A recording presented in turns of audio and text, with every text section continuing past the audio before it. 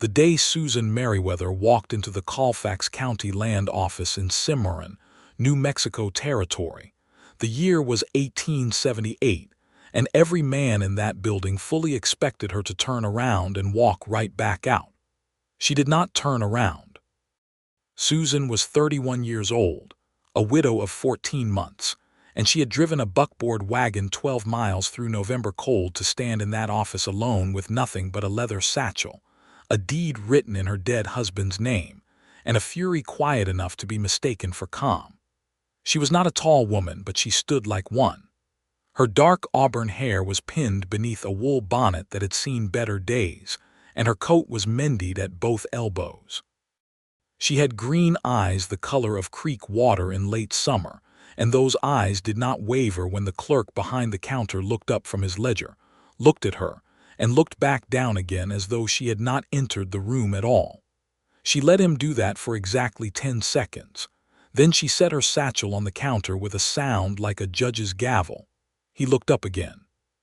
His name was Harold Finch, according to the placard nailed to the wall behind him, and he was a thin man with ink-stained fingers and the expression of someone who believed very deeply that the world made more sense when women stayed home.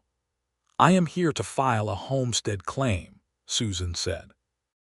"Under the Homestead Act of 1862, my name is Susan Merriweather. My late husband, Thomas Merriweather, held a preemption claim on 160 acres along the Cimarron River, Section 14, Township 26 North. He passed in September of 1876. I have been working that land and improving it continuously since his death. I am here to convert that claim to a homestead claim in my own name." Harold Finch blinked at her. Then he set down his pen with the deliberate care of a man who wanted to make absolutely clear that this conversation was an inconvenience to him. "Ma'am," he said slowly, "homestead claims filed by women are perfectly legal under the Act," Susan said. "Any person who is the head of a household or who is 21 years of age or older and a citizen of the United States may file. I am a widow. I am the head of my household. I am 31 years of age. I am a citizen. You will find everything in order in this satchel, including my husband's original preemption filing, a sworn affidavit from our neighbor, Mr. Caldwell, attesting to my continued residence and improvement of the land, and a letter from Reverend Holt of the Cimarron Methodist Church confirming our marriage and Thomas's death." Finch stared at her for a long moment. Something shifted behind his eyes, and it was not admiration. It was irritation at the fact that she had clearly done her reading. "There are complications with preemption conversions when the original claimant is deceased," he said. "I am aware of the complications," Susan said. "Which is why I have also included a copy of the territorial court's ruling in the matter of Ellison versus the Land Office from this past spring, which established the precedent that a surviving spouse may indeed convert a preemption claim, provided the improvements to the land are demonstrated. I have a sworn inventory of every improvement I have made since Thomas died: fence lines, a new well, a second room added to the house, the kitchen garden which I have cultivated for 3 seasons. Finch picked up one of the documents from the satchel she had pushed across the counter. He read it with the careful attention of a man hoping to find an error. He set it down. He picked up another. His jaw tightened slightly. "There is also the matter," he said, lowering his voice just enough to carry the suggestion of something private and threatening, "of the Maxwell land grant boundary dispute. This land you are claiming may fall within the contested territory. The Santa Fe Ring has been very clear that—" "The Santa Fe Ring," Susan said, her voice still perfectly level, "is not a legal entity empowered to invalidate homestead claims under federal law. The Maxwell land grant boundary has been in dispute for 12 years, and the federal courts have not ruled in favor of the ring's position. I am filing a legitimate federal homestead claim, and I am asking you to do your job." The room had gone very quiet. There were 2 other men in the office: a rancher who had been waiting to file grazing permits, and a surveyor who had been studying a map spread across the side table. Both of them were now watching Susan Merriweather with the careful attention of men who had just realized they were in the presence of something unusual. Harold Finch set down the papers. He folded his hands on the counter. He looked at Susan with an expression that had become openly hostile. "Mrs. Merriweather," he said quietly, "I am going to advise you as a courtesy that there are men with significant interests in that parcel of land. Powerful men. Men who will not appreciate a woman coming in here and stirring up trouble over 160 acres of river bottom. If you proceed with this filing, you will draw attention to yourself that you may not be prepared to handle. You live alone out there. You have no husband to protect you, no family that I know of within 2 counties. A widow in your position ought to think very carefully before making herself an inconvenience to men who have lawyers and money and time." The room was absolutely silent. Susan looked at Harold Finch for a long moment, and what crossed her face was not fear. It was something closer to a woman who had already lost the worst thing she could lose and had, in surviving that, discovered that there was very little left in the world that could frighten her. "File the claim," she said. "Please." It was the please that was remarkable. It was not submissive. It was the kind of please that came from a woman who had already decided that she was going to win this, and was simply giving the clerk the opportunity to be on the right side of it. Finch picked up his pen. His hand moved stiffly, mechanically, like a man doing something against his better judgment, and he began to process the filing. That was when the door behind Susan opened, and the cold November air swept into the room, carrying with it the smell of horses and dust and long miles, and a man's voice said, "I'll stand as a witness if one is needed." Susan turned. He was standing in the doorway of the Colfax County land office. This man she had never seen before in her life, and he was watching the room with dark eyes that had taken in everything in the space of about 2 seconds. He was tall, lean in the way of men who work hard and eat when they can, with wide shoulders beneath a canvas trail coat that was dirty from the road, and a hat pushed back slightly on his head. His face was weathered and angular, perhaps 34 or 35 years old, and he had a short dark beard that was dusty at the edges from riding. There was nothing particularly flashy about him. No silver spurs, no ornate gun belt. He looked like a working cowboy, the kind who had been on a long drive and had stopped in Cimarron because it was on his way to wherever he was going next. But his eyes were sharp and steady, and the way he held himself in that doorway was not the posture of a man who was about to be moved. "A witness?" Finch said, his voice carrying a new sharpness. "And who are you?" "Ezekiel Garrett," the man said. He walked the rest of the way into the room and closed the door behind him, which was a natural thing to do in November, but which also happened to plant him solidly inside the space. "I was riding by. I needed to check on some grazing lease records. I heard the lady state her business clearly enough. If the clerk needs a witness to the filing, I'm happy to serve in that capacity." He looked at Susan then, not with the curiosity of a man evaluating a woman, but with the directness of a person who was simply acknowledging her existence and confirming his intention to be helpful. "That is, if you have no objection, ma'am." Susan studied him for a moment. She had not expected this. She had prepared for the filing alone, had steeled herself for the discomfort and the hostility, and she had expected to walk out of this office alone with whatever outcome she managed to wrench from it. She had not built a plan that included a stranger offering to stand with her. She said, "I have no objection," and something in her chest did a thing she had not felt in a very long time, a small, involuntary shifting, like a door that had been shut for over a year had swung open by 1 single inch. Ezekiel Garrett crossed the room and stood beside her at the counter, not in front of her, not speaking for her, beside her. He looked at Harold Finch with an expression of polite expectation, and Harold Finch, who was not a courageous man when faced with specifics, picked up his pen again and continued the filing.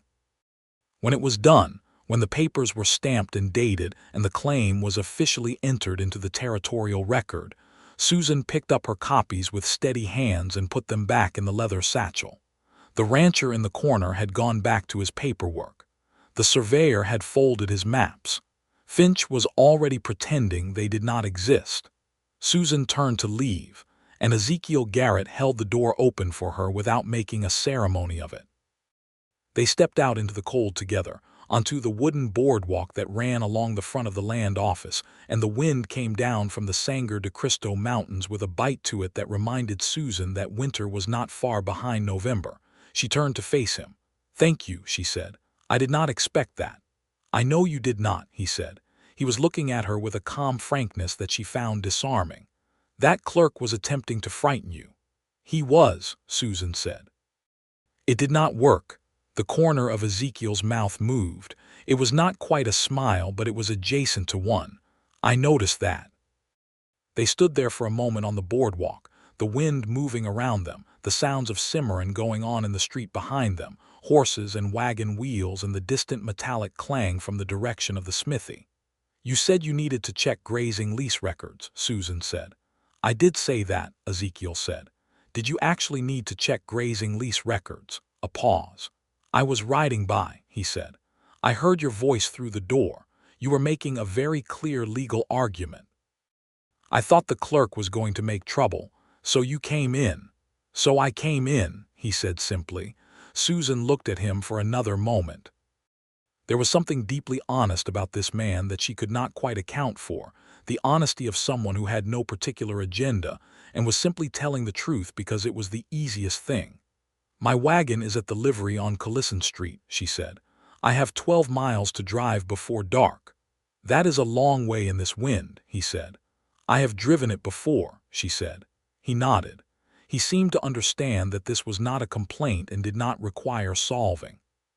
She appreciated that, the not solving of things that were not problems. "Ezekiel Garrett," she said. It felt strange to use the full name of someone she had just met, but she felt that the situation warranted it, the strangeness of it, the oddness of this moment. "Are you passing through Cimarron?" "I have business with the Rocking Tea outfit north of here," he said. "Bringing a small herd up from Texas. We're trailing the last of it before the weather turns hard.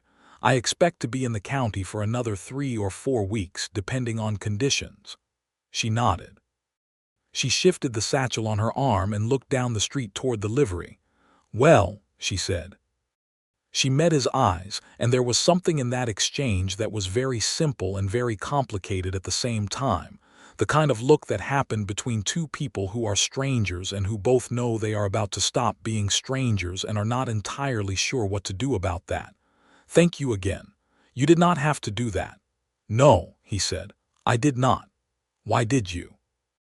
He seemed to consider this question with genuine seriousness, as though it deserved a real answer rather than a pleasant deflection. "Because," he said, "it seemed like the right thing to do, and I have found in my experience that when something seems like the right thing to do, it usually is." Susan Merriweather walked to her wagon, climbed up onto the seat, and drove out of Cimarron toward the river. She did not look back, but she thought about him for all 12 of those miles, which was unlike her, and which meant something, though she was not yet ready to examine what. The Merriweather homestead sat in a bend of the Cimarron River where the cottonwoods grew thick, and the land was rich with river-bottom soil. Thomas had chosen it for those reasons, had seen the potential in it, and had spent 4 years fighting the land into something workable, before his heart gave out on a cold morning in September with his boots still on his feet and a half-eaten breakfast on the table. He had been 43. Susan had been 30.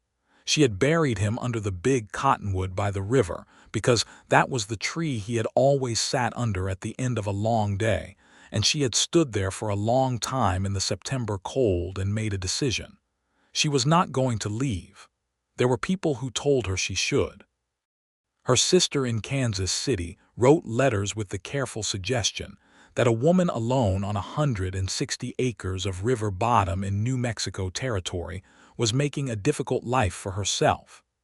The neighbors, the Caldwells 2 miles east, were kind but clearly uncertain about the wisdom of her choice. Even Reverend Holt had gently inquired whether she had family who might welcome her back east. She had said, each time, that she was staying. The land was hers as much as it had ever been Thomas's. More, maybe, because it was her hands now that turned the soil and hammered the fence posts and hauled the water. She knew every corner of those 160 acres the way she knew the lines of her own face. The north fence where the rabbits got through, the low place near the creek where the soil went boggy in spring, the exact angle at which the morning sun hit the kitchen window in July and filled the room with a golden light that was worth every hard thing about living here. She was not leaving, but filing the claim had been a necessity she had put off because she knew what it would cost her, not in money but in attention, in making visible.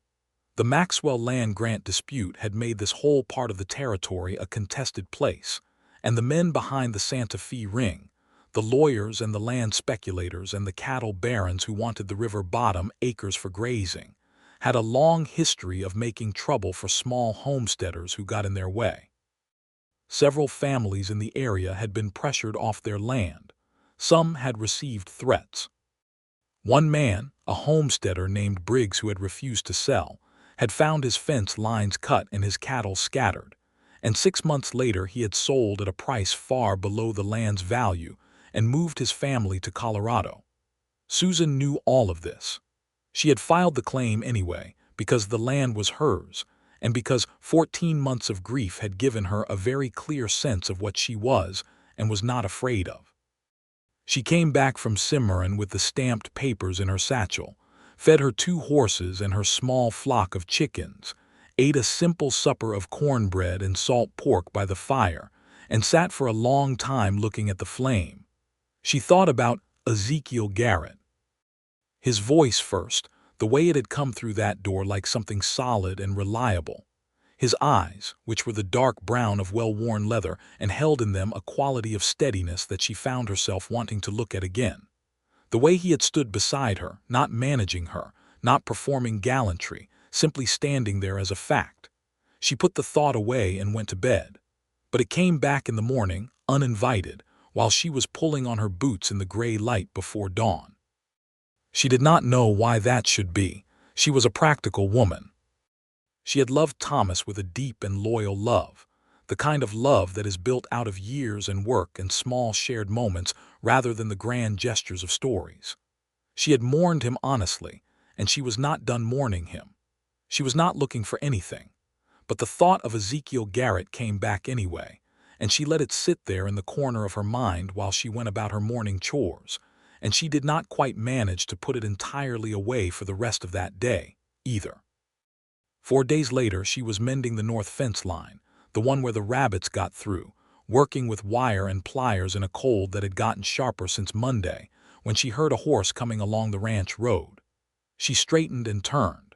The rider came into view through the cottonwoods, and she recognized him before she could see his face clearly, something about the shape of him in the saddle, the easy, economical way he sat a horse. Ezekiel Garrett stopped his horse at the fence line and looked at her. "Mrs. Merriweather," he said. "Mr. Garrett," she said. She was wearing work gloves and had a cut on her right hand from the wire, and her bonnet was askew, and she thought that she must look thoroughly unimpressive, which for some reason did not bother her as much as it might have once. "I was riding south," he said. "The Rocking T is 8 miles north of here. I passed your place on the road." "You passed it deliberately," she said. He seemed to consider denying this and then to decide against it. "I wanted to see if you had received any trouble since the filing." Susan regarded him. She had, in fact, received a visitor 2 days after the filing, a man on a very good horse who had stopped at her door and introduced himself as a representative of certain business interests in the county, and who had offered her a price for the land that was insultingly low, and delivered the offer in a tone that suggested she should be grateful for it. She had told him the land was not for sale. He had ridden away without another word, but the way he had looked back at her over his shoulder had been informative.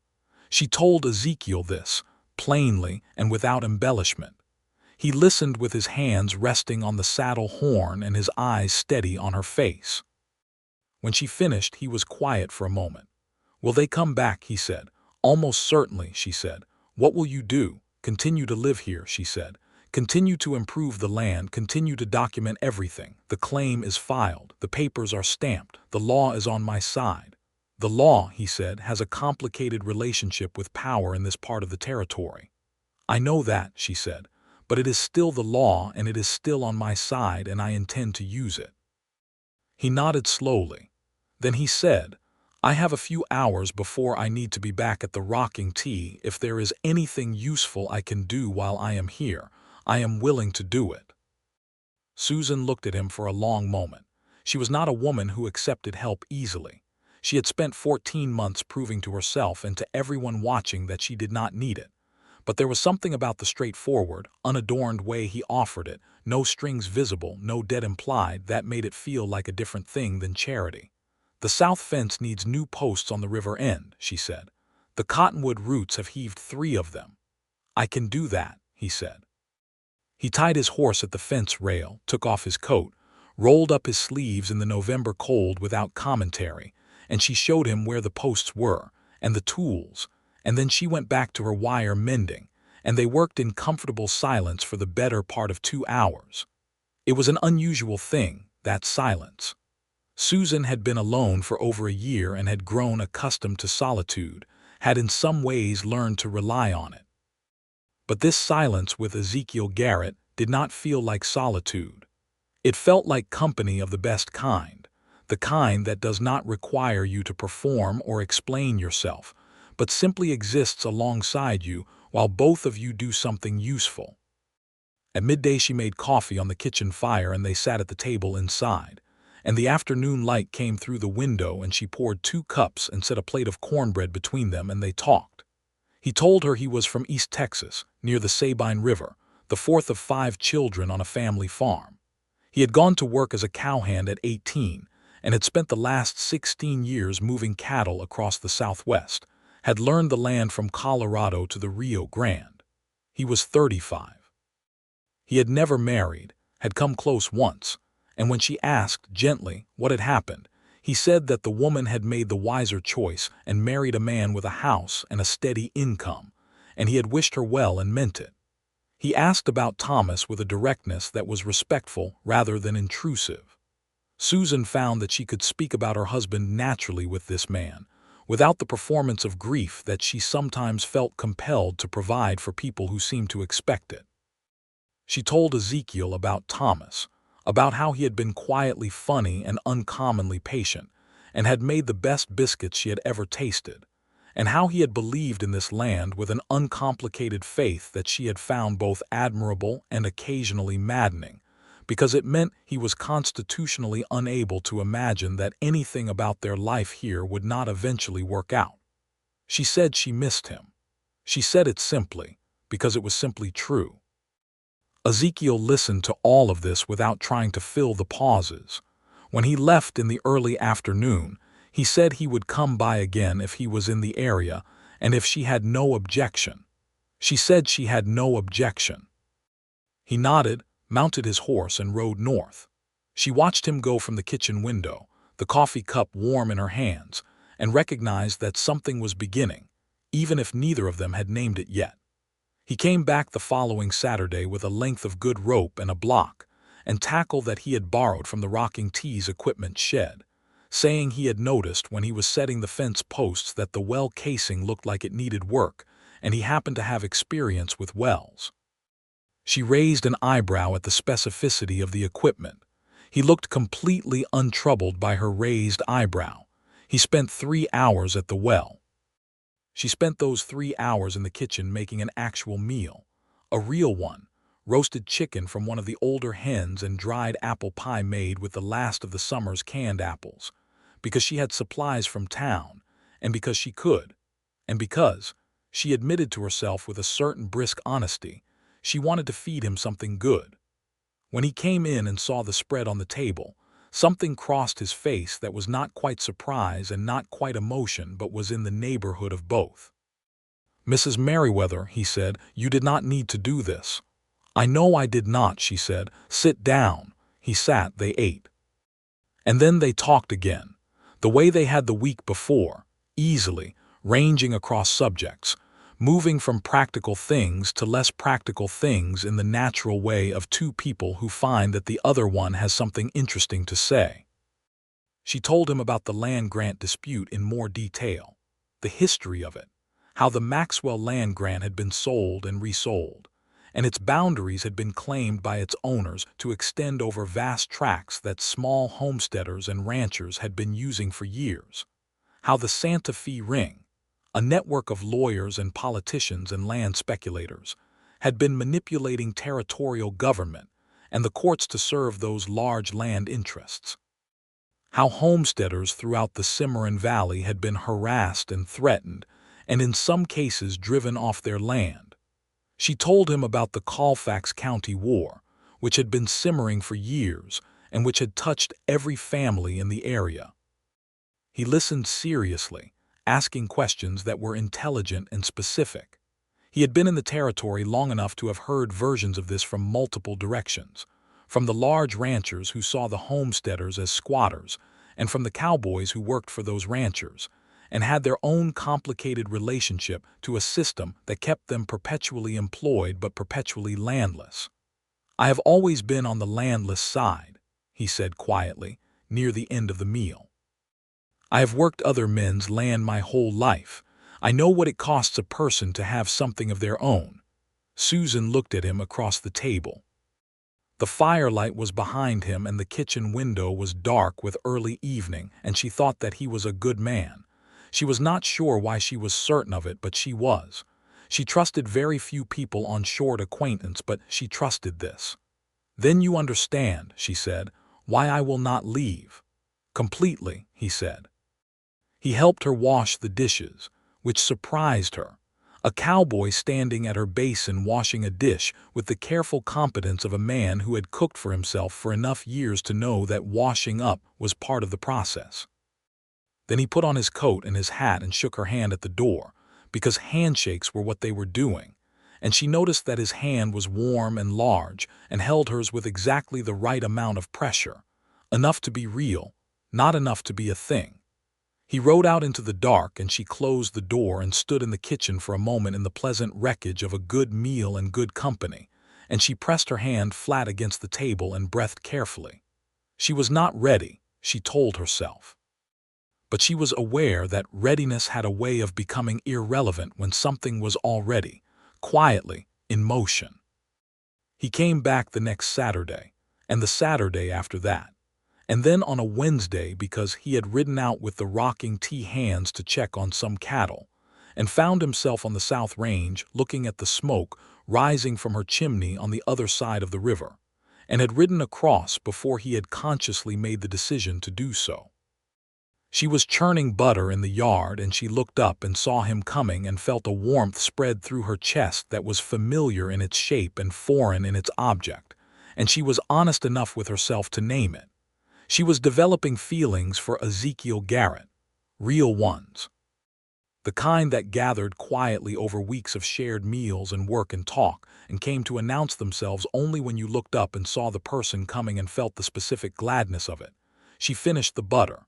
He helped her carry the churn inside, and then he said, standing in her kitchen with his hat in his hands, "Mrs. Merriweather, Susan, I want to speak plainly with you about something, if you will permit it." The use of her first name and the seriousness of his tone made her still. "Go ahead," she said.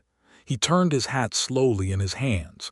He was not a man who fidgeted, and the small motion of that hat told her something about what this cost him. "I am aware," he said, "that you are a woman who has built something hard and real here, and that you are capable and independent and not looking for anyone to add complications to your life. I am also a man who has spent his life moving from one place to the next without setting down roots anywhere, and I am aware that I am not, by any objective measure, a man that a woman with a settled life and 160 acres along a river ought to be seriously considering." He paused. He looked at her directly. "But I find, when I am honest with myself, that I come to this place every chance I have. And I find that when I am not here, I am thinking about what you said the last time I was, or what you might be doing, or whether those fence posts are holding up in the cold. And I think it would be dishonest of me to continue coming here without telling you that I am doing it for reasons that are not entirely about fence posts." The kitchen was very quiet. Outside, the wind moved through the cottonwoods. Susan looked at him for a long moment, and she thought about Thomas, and she thought about the land, and she thought about the last 14 months in which she had been very sure of exactly who she was and what she wanted, and had found that sureness to be both a great strength and a considerable loneliness. "I am not looking for complications," she said carefully. "No," he said, "but I have found in my own honest accounting that I have been glad each time you came." She held his gaze. "More than glad." The hat stopped turning in his hands. "I am not a woman who moves quickly," she said. "I need you to understand that. I cared about Thomas. I am not done caring about him, and I do not know when I will be, or if that is even how grief works. I cannot offer you certainty. I can only offer you honesty." "Honesty," he said quietly, "is more than most people offer." She nodded slowly. "Then let us see what this is," she said, carefully, with our eyes open. "That suits me," he said. They stood in her kitchen and looked at each other, and the thing between them which had been building for weeks in the quiet language of shared work and genuine conversation became acknowledged, not rushed, not forced, simply named. He stayed for supper again. They sat by the fire after, and she read to him from the Bible, because that was what she did in the evenings, and he sat in Thomas's chair, which she noticed and which he did not seem to know was Thomas's chair, and she decided that was all right. The trouble came on a Tuesday in late November, 3 weeks after she had filed the claim. She was at the barn in the early morning, harnessing the older horse for a trip to town, when she heard riders on the ranch road. More than one rider. She came out of the barn and saw 3 men coming up toward the house, and she recognized one of them as the man who had come before, the representative of certain business interests, and the other 2 she did not know but could make a reasonable guess about from their demeanor. She stood in the yard and waited for them. The man who had come before was named Aldrich. He was well-dressed and cold-eyed and spoke in the smooth, practiced tones of someone who had been educated somewhere expensive. "Mrs. Merriweather," he said, pulling his horse to a stop, "I see you have not reconsidered." "I have not," she said. "The answer remains the same. This land is not for sale. Mrs. Merriweather." He leaned forward slightly on his horse. "I want you to understand that the interests I represent are not accustomed to being refused. The filing you made is being reviewed by our attorneys, who believe there are grounds to challenge the validity of the conversion from your late husband's preemption claim. This process could take years. It will be expensive. And in the meantime, life on a disputed parcel can become very uncomfortable." The 2 men with him had not spoken. They were looking around the property with the evaluating eyes of men taking inventory. Susan felt fear, because she was not foolish and she could recognize a threat when it was standing in her yard. But she had also thought, since the first man's visit, about what she would do when this happened, because she had known it would happen. "I have documented this conversation in advance," she said clearly. "I have a letter waiting with Reverend Holt in Cimarron, which I wrote last week, explaining that I expected representatives of certain land interests to visit me and describing the nature of the pressure they would likely apply. That letter is dated. If anything happens to me or to this property, Reverend Holt has instructions to deliver that letter to the United States Land Office in Santa Fe and to the editor of the Cimarron News and Press." Aldrich's expression did not change, but something behind it shifted. "Furthermore," she continued, "I have been in correspondence with the Land League, which, as you may know, has been very actively documenting the activities of the Santa Fe Ring and providing that documentation to federal authorities. I am not a woman without connections, Mr. Aldrich. I am simply a woman without a husband, which is a different thing entirely." She met his eyes. She did not look away. After a long moment, Aldrich pulled on his reins and his horse stepped back. "You are making this harder for yourself than it needs to be," he said. "I often find," she said, "that the right path and the easy path are different roads." They rode away. She watched them go, and then she sat down on the porch step because her knees, if she was being honest, were shaking slightly under her skirt.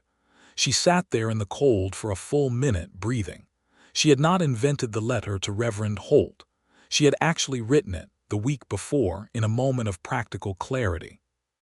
She had not invented the correspondence with the Land League either, though in truth it had consisted of one letter sent and one brief reply received, which had not been tremendously substantive. But the men in that yard did not need to know the details. They needed to know that she was not isolated and that there would be a record. She went inside and built up the fire and made tea and sat at the table, and she thought about all of it.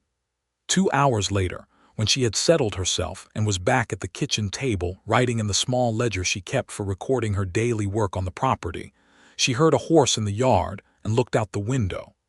Ezekiel was swinging down from his saddle with the ease of a man who had done it 10,000 times. She opened the door before he could knock. He took one look at her face and said, "What happened?" she told him. All of it, including the shaking knees, because she was not going to perform courage at this man who had, from the beginning, seen her clearly. He sat across from her at the table while she told it, and his face went through a careful range of expressions: concern, something harder than concern, and then a settling into a kind of deliberate calm. "You handled it perfectly," he said. "I handled it the way I had planned to handle it," she said. "Whether it will be enough, I do not know." "The letter to Reverend Holt," he said. "Is it actually there?" "Yes, I drove it in myself last Thursday." He nodded. "Good. I want to add something to it if you will let me. I can write down what I know about the land interests in this area from my months working up here. I have heard things from the ranch hands at the Rocking T about properties that were sold under pressure and sales prices that were far below value. Names and dates. If you have names and dates, that is a different kind of documentation than a widow's account alone." "You would do that," she said slowly. "I am already doing it in my head," he said. "I have been for the past 3 weeks." She looked at him. "Why?" He met her eyes directly. "Because this is your land. Because you earned it and you filed it properly, and the law is on your side, and that ought to mean something. And because," he paused just briefly, "because it matters to me what happens to you." The fire crackled. The wind came against the window. "All right," she said. She got up and found paper and pen and put them on the table in front of him. He wrote for an hour. His handwriting was clear and precise, better than she had expected, and what he put down was specific and useful.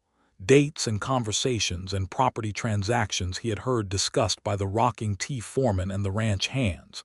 Details about land pressure and forced sales that, added to Susan's own documentation, would give any federal reviewer a very clear picture of what had been happening in Colfax County. When he finished, she read it through carefully. "Ezekiel," she said. She looked up at him. "This puts you in a position as well." He shrugged with his left shoulder. "I have been thinking about that. If these men believe you are helping me, they probably already believe it," he said. "I walked into that land office and put my name on the record. That is already done." He did not seem troubled by this. He seemed like a man who had made a decision and was comfortable with its consequences. "Your job with the Rocking T," she said. "The trail drive is finished at the end of the month," he said. "My contract is seasonal. I had already been thinking about where to winter." There was a pause. Something moved between them in that pause that neither of them addressed directly, but they were both aware of it. "You could winter here," she said. She said it carefully, measuring each word. "I have the barn. There is a good stove in the tack room. I could use another set of hands on the place, and your presence here would be," she considered, "a practical deterrent." He looked at her for a long moment, searching her face for something. Whatever he found there seemed to satisfy him. "I would want to be useful," he said, "not simply present." "You are already useful," she said. "This," she gestured at the papers, "is useful." "Then yes," he said quietly. "I will winter here if you truly want that." "I truly want that," she said, and felt, as she said it, a warmth settle into her bones that had very little to do with the fire and a great deal to do with the man sitting at her table.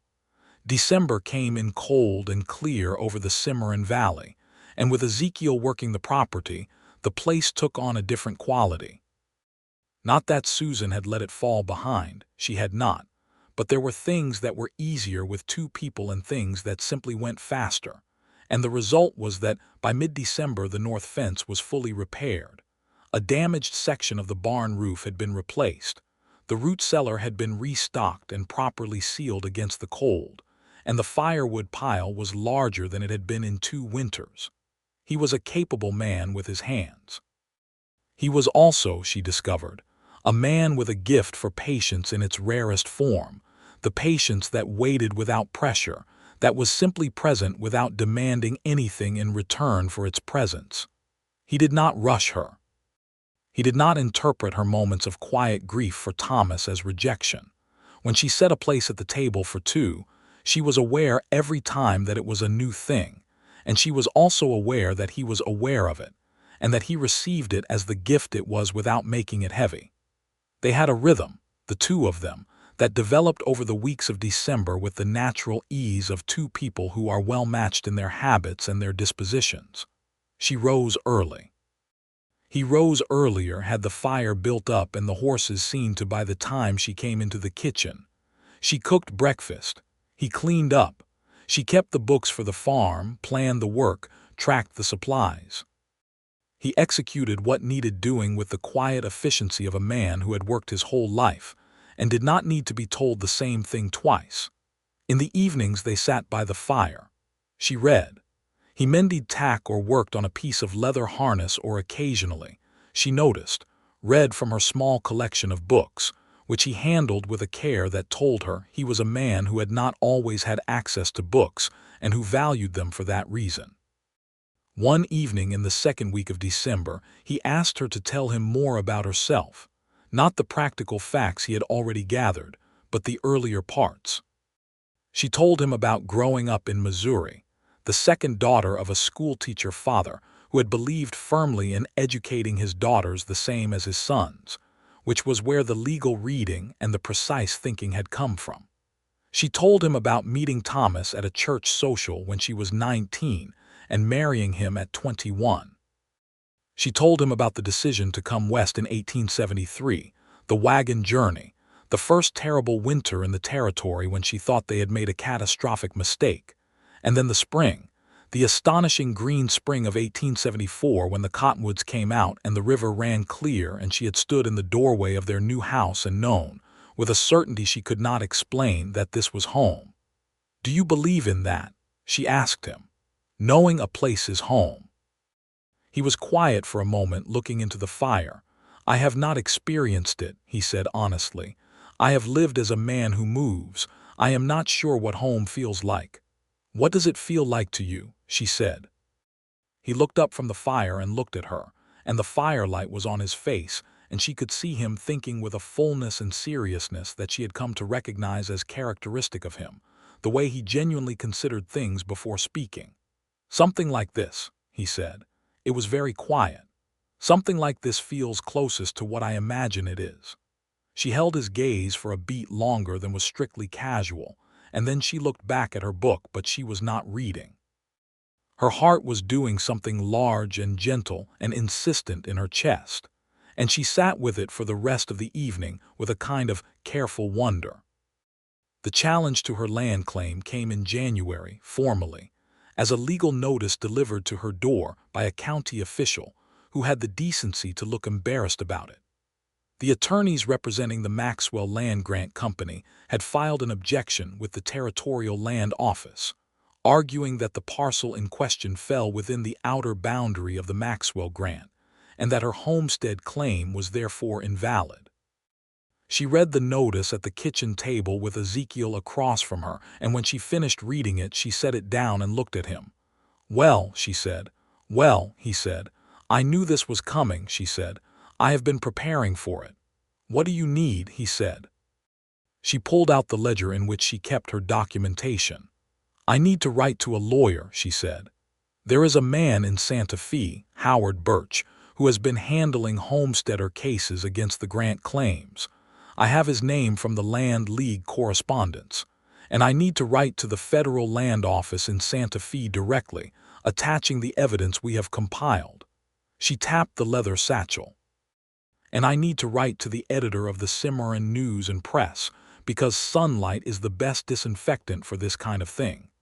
All of that is doable, he said. I also need a surveyor, she said. An independent surveyor who can establish where the actual boundary of the Maxwell grant historically ran, before the grant's agents started pushing it outward. The Land League told me there is a surveyor in Trinidad who has been doing this work. Trinidad is in Colorado, he said. A hard ride in January. Then I had better write the letter quickly so he can make arrangements before the weather gets worse, she said. She wrote 3 letters that afternoon. Ezekiel wrote a 4th, to the Rocking T foreman, explaining that he was extending his stay in the area and requesting a character reference be made available for legal purposes. He had not been asked to do this. He simply did it. She noticed everything he did, and she stored it up in the part of herself that was quietly, day by day, shifting toward him. The weeks of January were cold and hard, with 2 significant snowstorms that kept them both inside for days at a time, and they were together in that house in the contained intimacy of a bad winter, and it was during those days that they became, truly and without any remaining uncertainty, 2 people who were falling in love. It was the things they talked about in those snowbound days, the serious things and the small things. The way she thought about the future of this land, the cattle she wanted to bring in, the orchard she had been planning, the way she wanted to improve the irrigation from the river. The way he talked about the country he had moved through, the landscapes of the Southwest, the desert and the mountain and the high plain, with a reverence that surprised her in its depth, the reverence of a man who had looked hard at beautiful things for a long time and been changed by the looking. They argued, too, which she valued.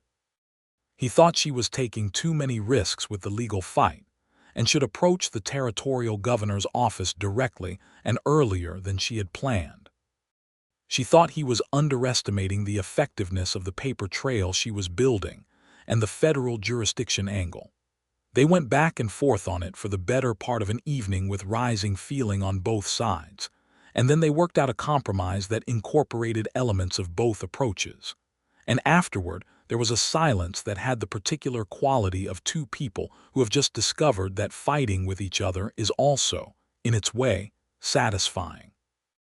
On a Thursday evening in late January, she was sitting at the table and he was sitting across from her, and neither of them was pretending to do anything except be near each other, and he reached across the table and put his hand over hers. It was a simple thing, a hand over a hand. She looked down at it, at his large, work-roughened hand covering her smaller one, and then she looked up at him. "Susan," he said. His voice was very quiet. "Yes," she said. She was not sure if she was answering the unspoken question or simply acknowledging his voice, but either way it was true. He turned her hand over and held it, really held it, and she curled her fingers around his, and they sat like that for a long time while the fire burned down and the snow pressed against the windows, and it was one of the most complete silences she had ever sat in. Later he said, "I want to stay, not just through the winter. I want to stay and see where this goes, you and me and this land, if you will have me." She considered this for a moment, this offer, what it meant and what it cost him to say it, this man who had spent 16 years not staying anywhere. "I think," she said slowly, "that I would like that very much." He lifted her hand and pressed it briefly against his mouth, a kiss on the back of her knuckles, warm and completely real, and she felt it in her whole body like the first warm day after a long winter. February brought a thaw and a response from the lawyer in Santa Fe. Howard Birch had taken her case, pro bono given the circumstances, with the understanding that if she won she would allow the Land League to use her case as a legal precedent. The surveyor from Trinidad had written to say he would come in March. And the editor of the Cimarron News and Press, a man named McLaughlin who had been documenting the Santa Fe Ring's activities for years at considerable personal risk, had run a short item about the challenge to Susan's claim that generated more response than she had expected. 2 neighboring homesteaders had come to her door separately to express support. A woman named Clara Hobbs, who had been trying to hold onto her family's claim since her husband had been injured in a fall, came and sat at Susan's table and cried with relief at not being alone in this, and Susan held her hands and said they would help each other. A man named Esteban Montoya, whose family had held land in the valley for 40 years, who spoke with a formal dignity that made Susan think of her schoolteacher father, came to offer whatever information about the historical land use in the area might be useful to the legal case. The community that was forming around Susan's claim was quiet and fragile, but it was real. Ezekiel was at the center of much of the practical organizing. He had a gift she had not expected, a way of talking to people that put them at ease, men and women both, a combination of directness and genuine respect that made people trust him quickly. He rode out to speak with the Caldwells, her nearest neighbors, and came back with a signed statement from old Mr. Caldwell attesting to Susan's continuous improvement of the land, and additionally, a detailed account of pressure tactics he had witnessed the grant's agents use against other homesteaders in the valley. One cold February evening, sitting by the fire after supper, Susan said, "You are good at this." He looked up from the document he had been reviewing. "Building something," she said. "Bringing people together. I had expected you to be good at cattle and fences. I had not expected this." He was quiet for a moment. "When I was young," he said, "before the cattle work, my father organized the sharecroppers near our farm in East Texas. He tried to build something together with them for better prices for their crops. It did not go the way he hoped. Too much power on the other side, but I watched him do it and I saw how it was done and I have never forgotten." "What happened to him?" she said. "He kept trying," Ezekiel said. "In quieter ways, my father was a stubborn man." She looked at him. "Where does that come from, I wonder?" she said, with a dryness that made him actually laugh. A real laugh, the kind that came from somewhere genuine, and she felt the warmth of it all the way across the room. March came. The surveyor from Trinidad, a careful Scotsman named Mac Allister, arrived with his equipment and spent 4 days moving across the contested land with Ezekiel as his guide and escort. He found what Susan and her lawyer had suspected. The outer boundary of the Maxwell Grant, as the grant's agents were claiming it, bore almost no relationship to the original land grant documents, which showed the true eastern boundary running well west of the Merriweather parcel. Mac Allister put everything into a formal survey report, with maps and measurements that were meticulous and irrefutable. Howard Birch, when he received Mac Allister's survey, wrote to Susan with something that she recognized, in a lawyer's careful language, as excitement. He believed the survey, combined with the evidence of continuous improvement and the documented history of pressure tactics, gave them a very strong case. He had filed with the Territorial Land Office and had sent copies to the Federal Land Office in Santa Fe, and via a contact of his, to the Department of the Interior in Washington. Washington was a long way away from 160 acres along the Cimarron River, but it was not as far as it had once been. By April, the case had become known enough in the territory that a reporter from the Santa Fe New Mexican had ridden out to the Merriweather homestead to interview Susan. She received him in the kitchen, gave him coffee, and answered his questions with the same precise, documented clarity she brought to everything. Ezekiel was in the barn during the interview, which she suspected was a deliberate choice on his part, giving her the space to be the story's protagonist without the visual suggestion that she needed a man to tell it for her. She loved him for that. She did not say it yet, but she felt it fully and without reservation, sitting across from that reporter and knowing that the man in the barn understood exactly why she needed to be the one in the room. When the reporter left, she went to the barn door and leaned against it. "It went well," she said. He looked up from where he was working with a halter. "I know," he said. "You have a gift for clarity. You gave me the space to use it," she said. He met her eyes. "You never needed my permission to use it." "No," she said, "but you knew that, and you made sure it showed." He set down the halter. He crossed the barn to where she was standing in the doorway, and the April light was behind her and the smell of hay and horses was all around them, and he put his hands on her face, one on each side, very gently, and kissed her. It was a thorough kiss, unhurried and honest, the kind that was worth waiting months for, and she had both hands on the lapels of his coat and was kissing him back with a fullness that surprised her with its certainty. There was no hesitation in it. There was only this, only him, only the reality of a person she had come to love in the specific and detailed way that love actually happens, through weeks of meals and work and talk and difficulty and laughter, through the accumulation of the small true things. When they parted, she was still holding his lapels, and his hands were still on her face, and they looked at each other in the particular way of people who have just confirmed something they have both been feeling for a long time. "I love you," she said. She had not planned to say it first, but she found that she did not mind. "I love you," he said. His voice was very quiet and absolutely certain. "I have been trying to find the right moment to say that for about 6 weeks. "You should have said it," she said. "You were preparing legal briefs," he said. "It seemed like bad timing." She laughed. Real laughter, the surprised, full kind, and he was smiling at her with the whole of his face, which she had come to understand was something he did rarely and which was therefore, each time, extraordinary. May brought a preliminary ruling from the Territorial Land Office. The challenge to Susan's homestead claim had been found to be without sufficient merit, given the survey evidence and the historical documentation, to proceed to a full hearing. The Maxwell Land Grant Company could still appeal, and the land attorneys were likely to do so, but the preliminary ruling was a significant and public victory, and it was reported in the Cimarron News and Press and the Santa Fe New Mexican both. Howard Birch wrote that he expected the appeal to fail. Mac Allister's survey had been too thorough and too professionally executed to be effectively challenged.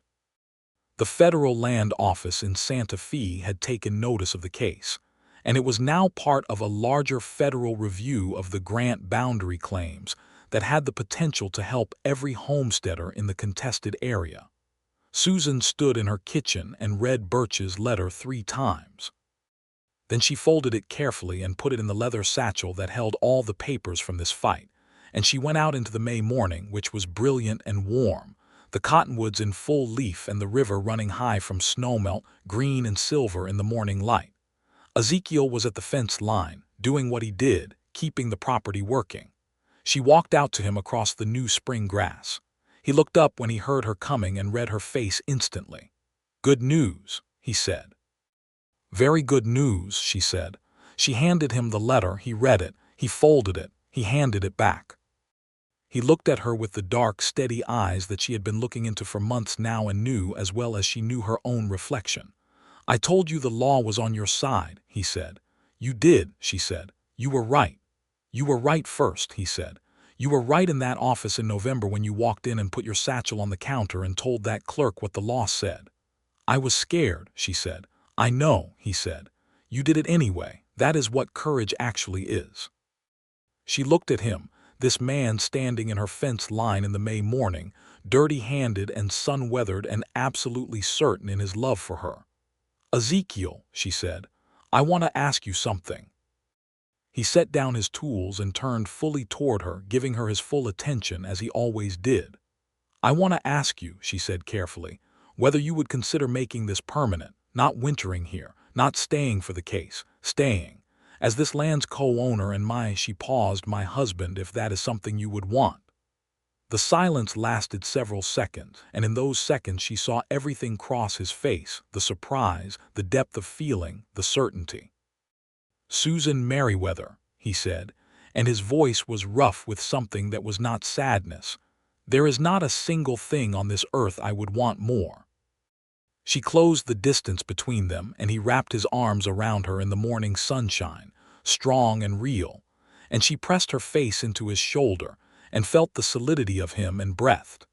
They were married in June of 1879 at the Cimarron Methodist Church by Reverend Holt, who cried, which surprised everyone including Reverend Holt. The Caldwells came, and Clara Hobbs, and Esteban Montoya with his wife and 3 of his children, and Mac Allister the surveyor, who had come back into the territory to testify at a related land case and had arranged his timing with cheerful deliberateness to be present at the wedding. 2 of the Rocking T Ranch hands came, men Ezekiel had worked with over the winter, and they cleaned up for the occasion with an effort that was touching in its completeness. Susan wore her good dress, the dark blue wool, with her hair down for the first time Ezekiel had ever seen, and he looked at her when she came down the aisle of that small church with an expression that she would remember for the rest of her life, the absolute and unguarded love of a man who could not quite believe his own good fortune. The ceremony was brief and genuine.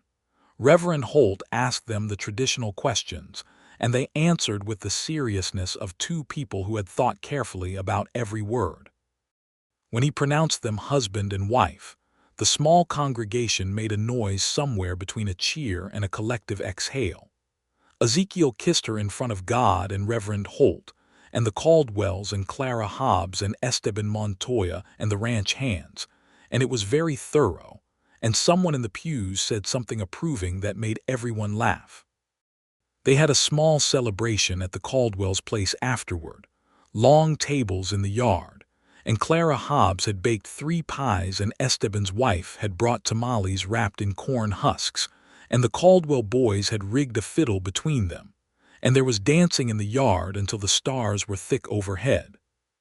Susan danced with Ezekiel in the June dark, her head against his shoulder, his arm around her, and she could feel him breathing and hear the fiddle and see the stars above the cottonwoods, and she thought, "This is home. You and me and this land and these people. This is what home is made of." She said so, quietly, her face still against his shoulder. He tightened his arm around her and said nothing for a moment and then said, "Yes, that is exactly what this is." The Maxwell Land Grant Company did appeal the preliminary ruling, as expected. Howard Birch handled the appeal through the summer and into the fall with his usual meticulous efficiency, and in October of 1879, the appeals board affirmed the original ruling. The Merriweather homestead claim, now the Merriweather-Garrett homestead, was valid, the land was theirs, and the challenge was dismissed with finality. Birch's letter arrived on a Tuesday afternoon. Ezekiel brought it in from the road, where he had intercepted the post rider, and he held it out to Susan at the kitchen table where she was working on the household accounts with the slight awkwardness of a woman whose center of gravity was changing, because she was 4 months along by then, careful and steady and glowing with it. She opened the letter. She read it. She set it down on the table and put both hands flat on it and sat very quietly for a moment. "It is over," she said. "We won." Ezekiel, who had been watching her face, sat down in the chair beside her rather than across from her and put his arm around her and pulled her into him gently. "We won," he said. She leaned into him. She was not crying. She was something beyond crying, in the territory past tears where large things resolve themselves into a silence that contains everything. 14 months, she said, from the day I walked into that office. 14 months, he said, and here we are. She turned her face into his neck and felt his arms around her, and felt the movement of the child inside her, faint and wondering, and thought about Thomas under the cottonwood by the river and what he would have felt about all of this. And she believed, because she had always believed in the generosity of Thomas's character, that he would have been glad. Glad for the land, glad for her, glad for this particular man who had walked into a land office in November and simply stayed. "I am going to go to the cottonwood tree," she said, "and tell Thomas." Ezekiel said, "I know." He kissed her temple. "Do you want company or solitude?" She thought about it. "Come with me," she said, "but give me a moment first." He nodded. He always understood. She went to the tree alone and stood for a time with her hand on the bark and the river moving below and the October light slanting through the leaves, and she spoke quietly about the fight and the winning, and the man she had married and the child coming. She was not certain Thomas could hear her.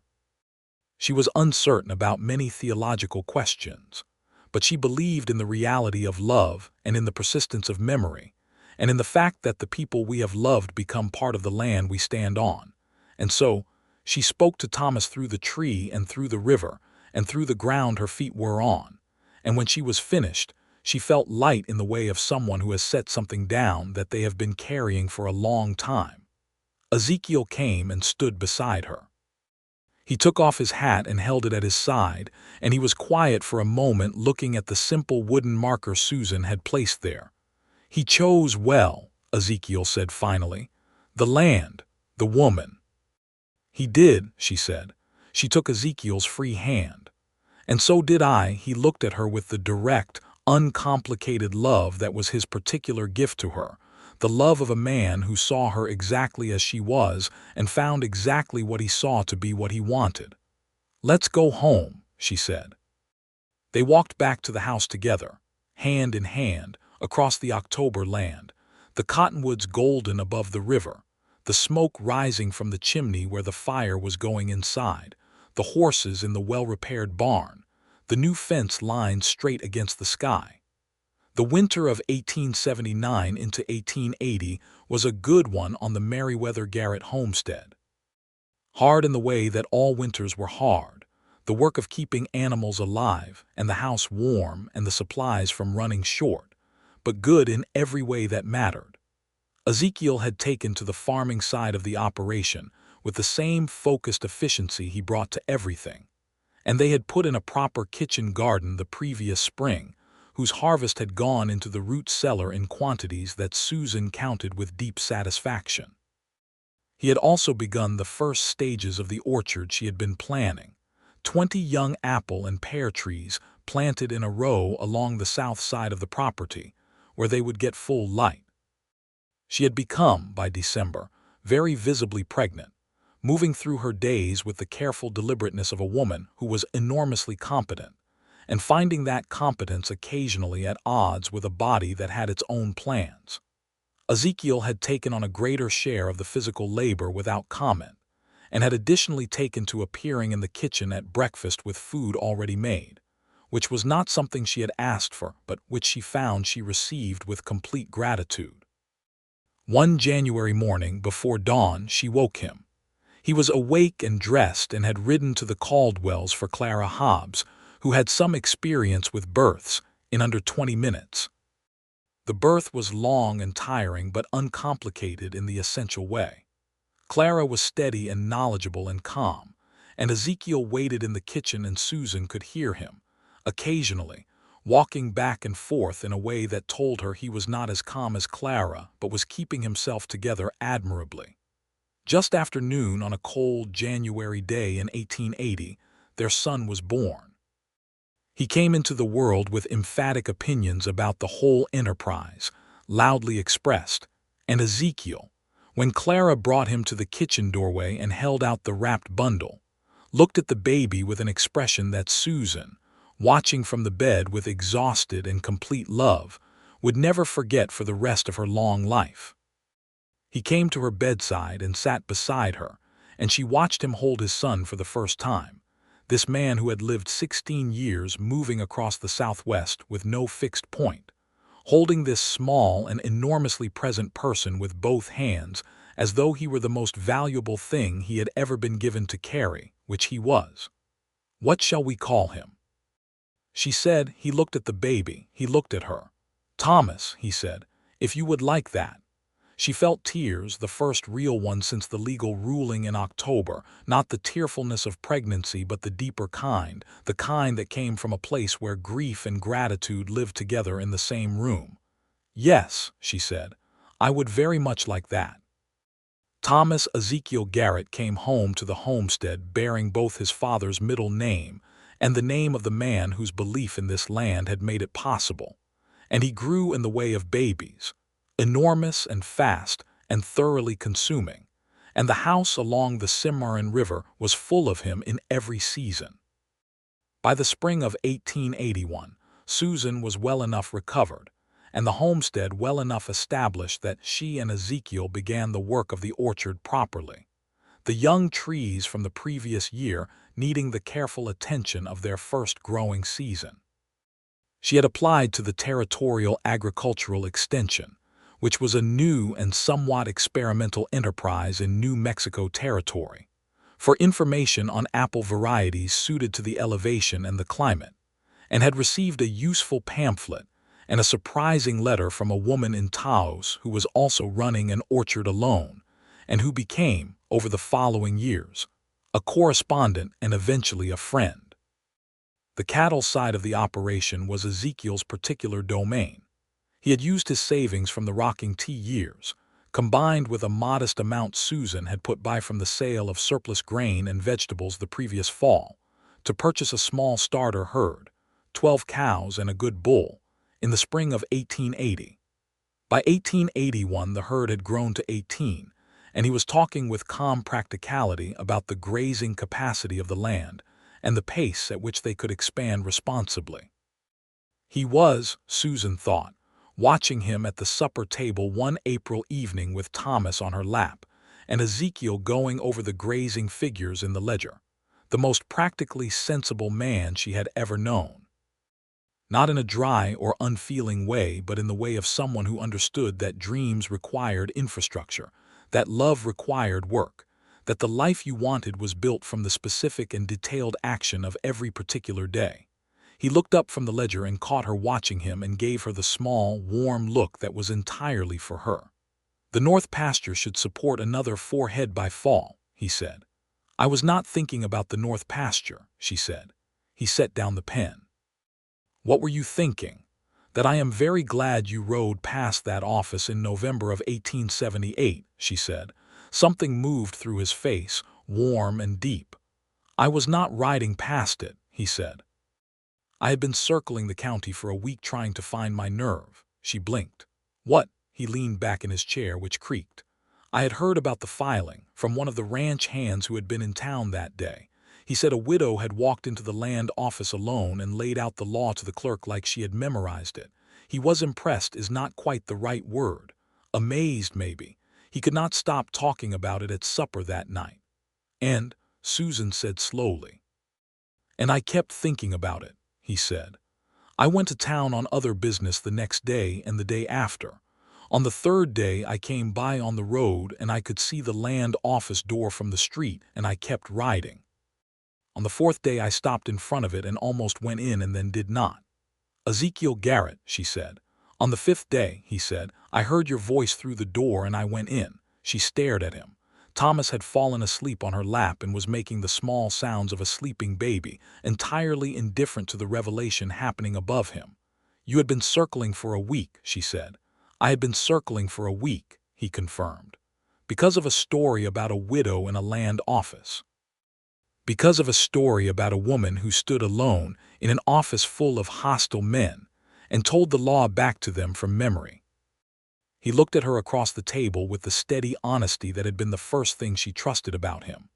"I had never heard of anyone like that. I could not stop thinking about who she was." Susan looked at her husband. She looked at the sleeping child on her lap. She looked at the kitchen around her, the fire, the window looking out on the evening land that was hers and his, the orchard trees visible from this angle, the cattle in the near pasture, the well he had rebuilt, the fence lines that were straight. "Well," she said finally, "I am glad you finally stopped circling." He laughed, the real laugh, the genuine one. "So am I," he said, "considerably glad." He came around the table and took the sleeping Thomas carefully, efficiently, and held him against his shoulder with the easy sureness of a man who had become, to his own evident surprise, excellent at this, and with his free arm pulled her up from the chair and held her as well, the 3 of them standing in the kitchen in the firelight. "Susan," he said into her hair. "Yes," she said into his chest. "I am going to stay here for the rest of my life," he said. It was not a question or a promise, but a statement of fact, the kind you make when you have fully arrived somewhere and know it. "Yes," she said, "you are." The years moved as years do in good places, with their seasons and their work and their particular accumulation of small beautiful things.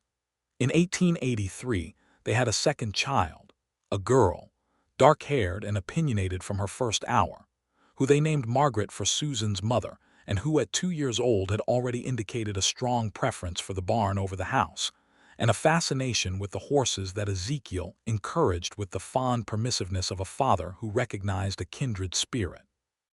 The homestead continued to grow.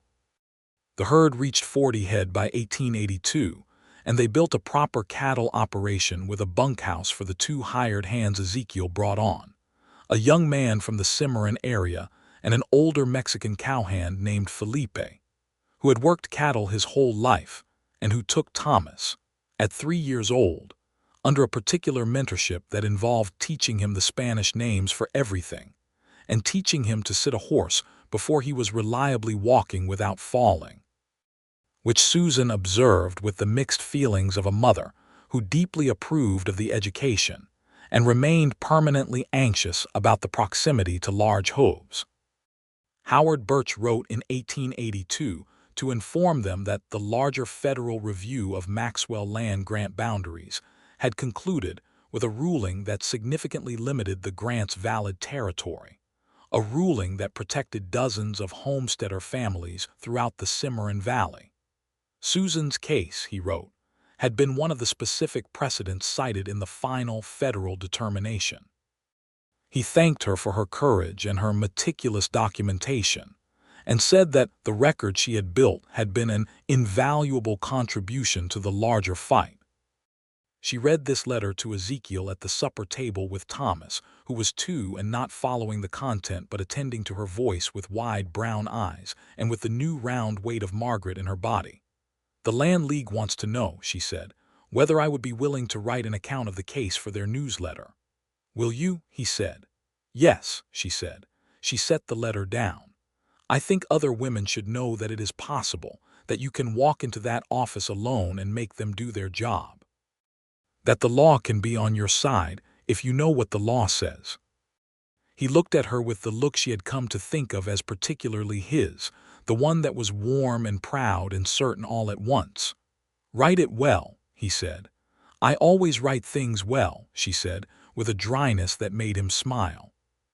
She did write it, and it appeared in the Land League newsletter in the fall of 1882, a clear and precisely argued account of the filing, the challenge, the evidence building, and the eventual victory, written in the voice of a woman who wanted other women in similar positions to know exactly what steps to take. It was reprinted in 2 territorial newspapers and generated a volume of letters that occupied a significant portion of her winter correspondence. Clara Hobbs, who had held on to her own claim through similar difficulties, with advice and support from Susan and Ezekiel, came over the following spring with the specific intention of learning to keep the kind of documentation that Susan had kept, and spent 3 days at the kitchen table going through Susan's methods with the serious attention of someone preparing for a fight.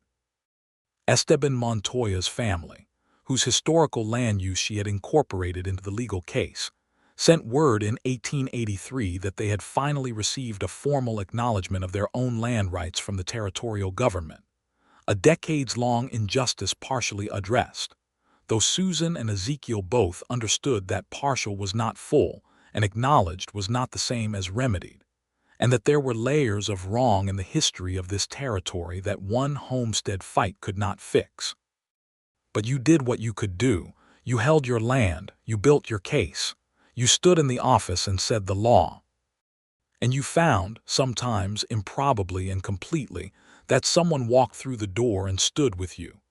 By 1885, the Merriweather Garrett homestead was a going concern by any measure.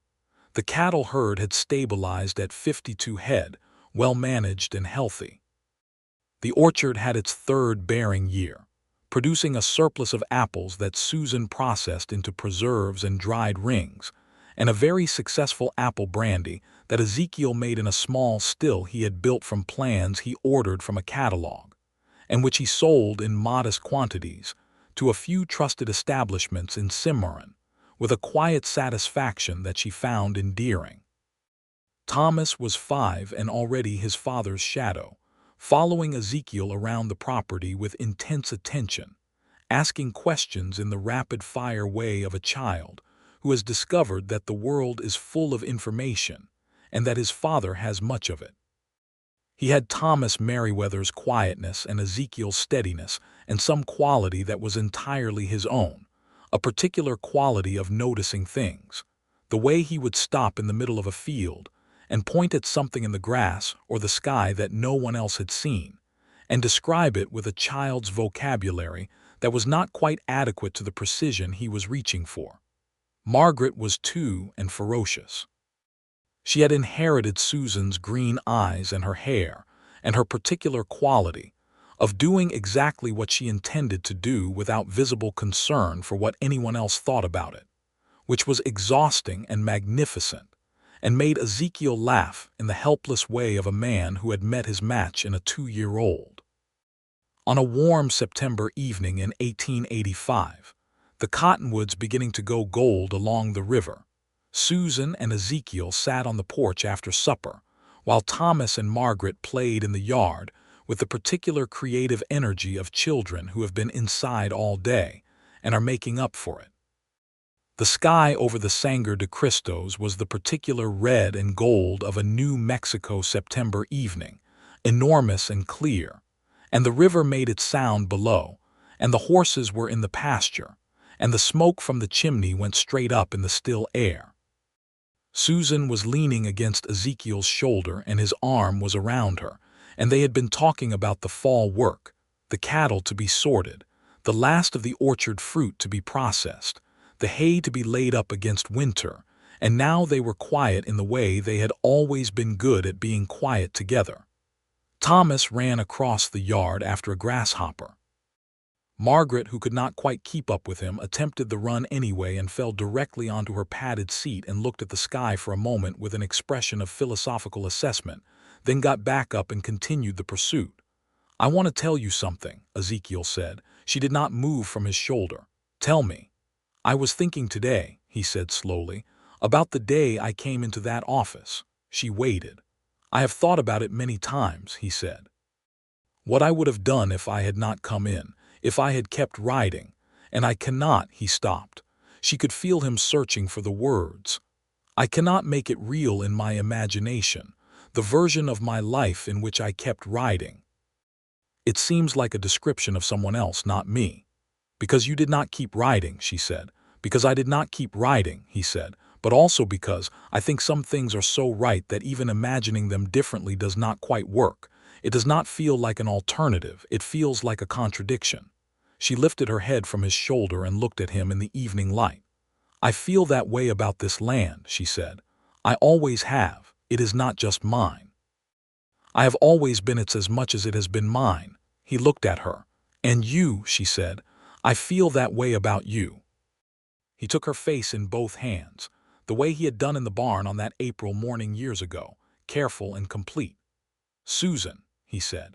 "Yes," she said.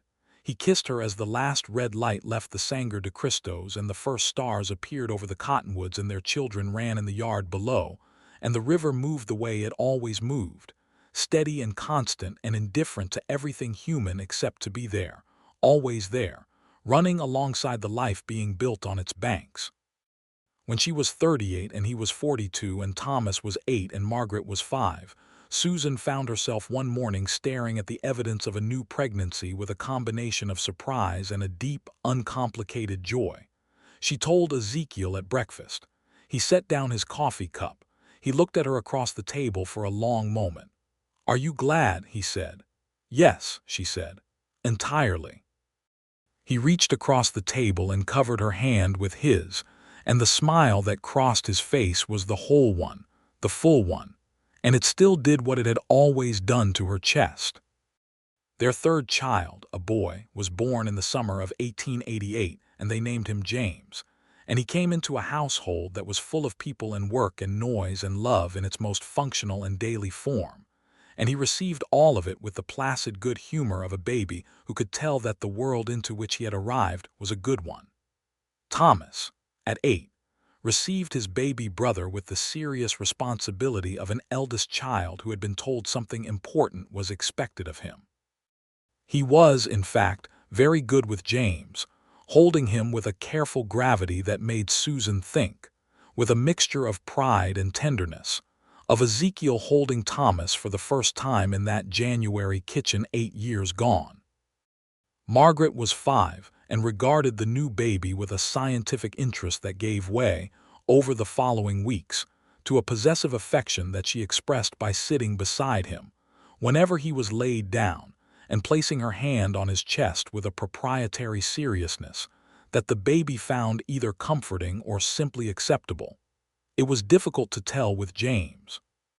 The land was fully proved up by then, years past the initial 5-year requirement, fully theirs in every legal and practical sense. The challenge from the Maxwell Land Grant Company was long settled, the federal boundary ruling held. The Santa Fe Ring, while not destroyed, had lost considerable influence through the combined pressure of federal investigation, territorial press coverage, and the kind of organized resistance that people like Susan and her lawyer and the Land League had built through documented, meticulous, patient work. The injustices had not all been resolved. Esteban Montoya's family, and the many other families whose land had been taken through the years of the dispute, had not received full restitution. The history of the territory was written with losses that could not be fully recovered. Susan knew this, kept knowing it, kept writing about it in the letters and occasional articles that had become a small but consistent part of her life, alongside the farming and the cattle and the children. She wrote in the fall of 1888 to the Land League newsletter again, a piece about the 7 years since her original filing, about what had been won and what remained unaddressed. She wrote with the clarity she had always brought to these things, and with an honest accounting of what the fight had cost and what it had required and what it had made possible. Ezekiel read it when she was finished, sitting at the kitchen table while James slept in the cradle he had built, while Thomas and Margaret's voices came from the direction of the barn where they were helping Felipe with the evening feeding. When he finished reading, he set it down. "This is the best thing you have written," he said. She looked at him. "Send it," he said. She did. On a November morning in 1888, exactly 10 years from the day she had driven her buckboard into Cimarron and walked into the land office alone with her satchel, Susan Merriweather Garrett stood in the kitchen of the house along the Cimarron River and made breakfast for her family. Ezekiel came in from the morning chores with the cold on his coat and his cheeks, and he went to the wash basin and rolled his sleeves and washed his hands, and she handed him a cup of coffee without being asked, and he took it without thanking her, because after 10 years of mornings neither of them needed to perform gratitude for things that were simply the texture of their life together. Thomas came in behind his father, red-cheeked and taller than he had been last month, it seemed, growing in the visible way of 8-year-olds, and he hung his hat on his peg and sat down with the seriousness of a boy who took breakfast seriously. Margaret came in next in a state of wind-blown disorder, her hair entirely out of its braid, which was characteristic, and went directly to the cradle to check on James, which was also characteristic, and found him awake and looking at the ceiling with the broad, indiscriminate interest of a baby in a world full of things to look at. Ezekiel sat down at the table. Susan brought the food and sat across from him. Margaret sat with James on her lap, which was technically not the done thing but which no one corrected. Thomas already had his fork in his hand. They said grace, the simple words that Reverend Holt had given them years ago and which had become their own. Then they ate. The fire was going. The November light was coming through the kitchen window. Outside, the cottonwoods had gone gold and some of their leaves were down, spinning along the yard in the morning wind, and the river was running low and clear at the end of the dry season. Ezekiel looked at her across the table in the ordinary light of a November morning, 10 years after a door had opened, and something improbable and complete had walked in, and she looked back at him, and neither of them said anything, because some things were too large and too complete for words, and lived instead in the way 2 people looked at each other across a breakfast table with 4 children between them and 160 acres around them, and a whole built life in every direction. She had walked into that office alone and filed the boldest claim in the county, and she had stood there in the face of everything they threw at her, and she had won. Not only the legal victory, though that had been real and important and worth every hard thing it had cost, but the larger winning, the life she had refused to abandon, the land she had refused to leave, the future she had insisted on building out of the raw material of grief and stubbornness, and the deep, unshakable knowledge that this was home and she was not going anywhere. And he had walked through a door. He had stood beside her, not in front of her, and that distinction had been everything, because it meant that what they had built together had been built by both of them, equally and honestly, in the specific and detailed way that things worth having are always built. The river moved outside. The cottonwoods dropped their leaves. The cattle were in the pasture and the apple trees were going bare, and the root cellar was full against the winter. Thomas was arguing a point of horse-related fact with his father. Margaret was telling James something in the earnest, elaborate way of a 5-year-old educating an infant. James was attending to this with the large-eyed gravity of a baby who does not yet know that he is being educated, but finds the voice pleasant. Susan Merriweather Garrett put her hand on the table, palm up, the way she had once read about in a book but had never quite believed in until she experienced it herself, the posture of someone who is completely where they mean to be, open-handed and present and unafraid. Ezekiel, without looking up from the argument he was losing to his son, put his hand over hers. They had the whole of their lives to go, and they intended to use every day of it.